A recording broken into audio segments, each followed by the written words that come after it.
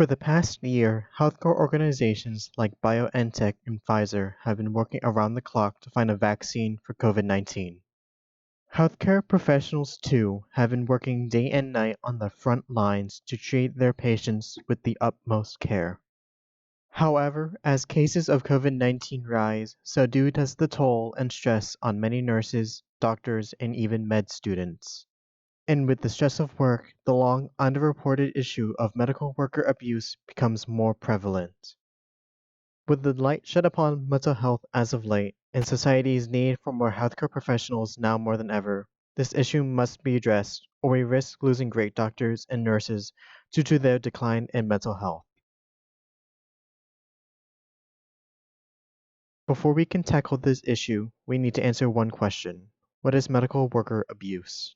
While it has no formal definition, medical worker abuse can be defined as the physical, verbal, emotional, or even sexual abuse of a healthcare professional, such as a doctor or a nurse. There are three core ideas to this issue: underreporting, correlation with identity and shift work, and the effects of abuse on healthcare professionals. It is true to some extent that any job or occupation will always come with a certain risk. While some people are finding a voice in their given field to speak out against it, existing research on healthcare worker abuse presents that it has gone unreported for two common reasons: general acceptance and fear. Regarding the latter, in a recent study about healthcare worker abuse, researchers Erin L. Kelly et al. Explained that, quote, staff may underreport harassment or assault due to fear of being perceived as less competent or being blamed.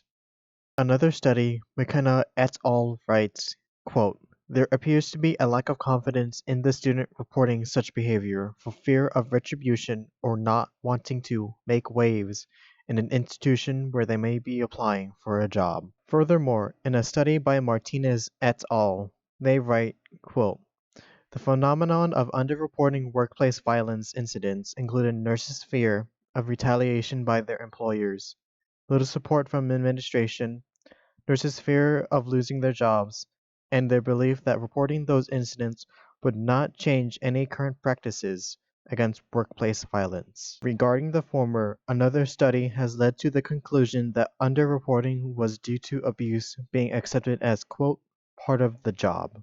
In McKenna's et al.'s study, researchers write that since workplace violence has been part of the profession, students are, quote, to be socialized into a context whereby workplace violence is part of the accepted culture. In the same vein, Martinez et al.'s study finds, quote, many nurses often view workplace violence as part of the job. From these results, it is unfortunately no surprise that healthcare professionals do not defend their fellow coworkers. In some studies, researchers have gone so far as to state that the assault records they've gathered are underestimates.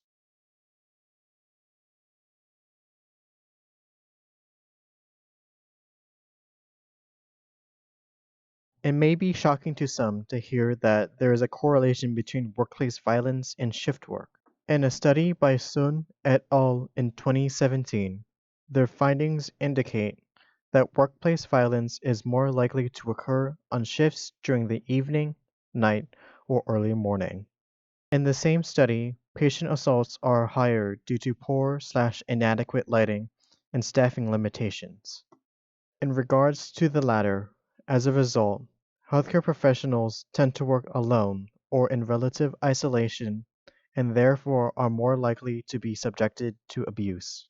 Regrettably, identity has also shown correlation with abuse. According to a study by J.P. Phillips, he writes that, quote, nurses are victimized at higher rates than other healthcare professionals because the assault rates are strongly correlated with patient contact time.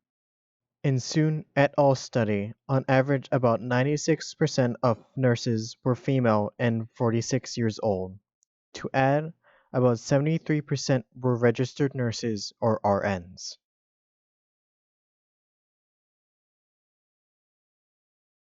Like many abuse victims, healthcare professionals experience both emotional and physical strain after the incident. In a study by Edwards et al., they find, quote, nurses who encountered aggression in the workplace may experience anger, frustration, feelings of hopelessness, hypervigilance, post-traumatic stress disorder, and may develop depression or anxiety. In the study by Kelly et al., healthcare professionals who are often abused demonstrate an emotional disconnect and feelings of hopelessness.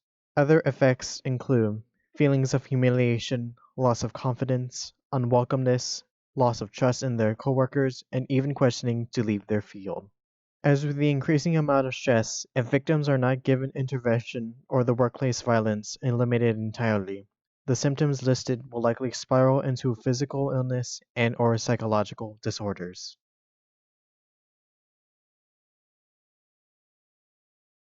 It is very apparent that these studies on medical worker abuse have indicated that it is a serious issue affecting thousands of doctors and nurses worldwide. However, it is not clear that this conclusion applies to every situation, specifically the effects of long shift hours on an individual. In a study by Weiss et al., residents or doctors fresh out of medical school have worked in upwards of 24 hours. As a result of the long shift, the doctors developed chronic sleep deprivation. Sleep deprivation affected not only the quality of their work but also their mood.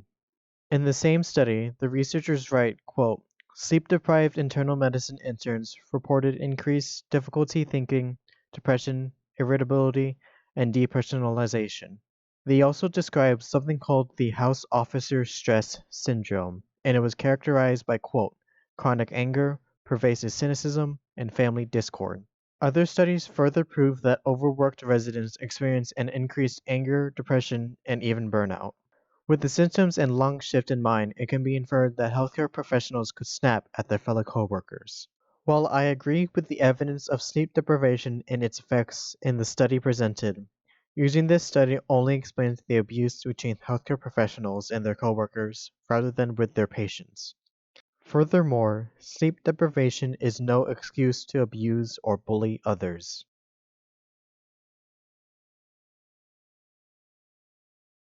This issue has gone under the radar for some time for a multitude of reasons. However, to solve this issue, the first thing to do is to raise awareness. People like pre-nursing and med students need to be made aware of the epidemic that plagues their future workplace so that they won't accept it as part of the job like many of their colleagues before them. I also advocate that other states adopt a similar law to New York's Libby Zion law. Put simply, the Libby Zion law limits the hours a resident is able to work a week. In effect, this law prevents residents from being overworked and thus diminishes the risk of medical worker abuse. For nurses and doctors who have been subjugated to abuse from a coworker, I advise they seek psychological therapy immediately. The sooner one gets intervention, the sooner one can buffer the effects of abuse. As said before, the world needs doctors and nurses now more than ever. With a vaccination for COVID-19 in the works, hospitals and clinics need as many hands on deck as humanly possible to quarantine already ill patients and prevent further spread of the virus.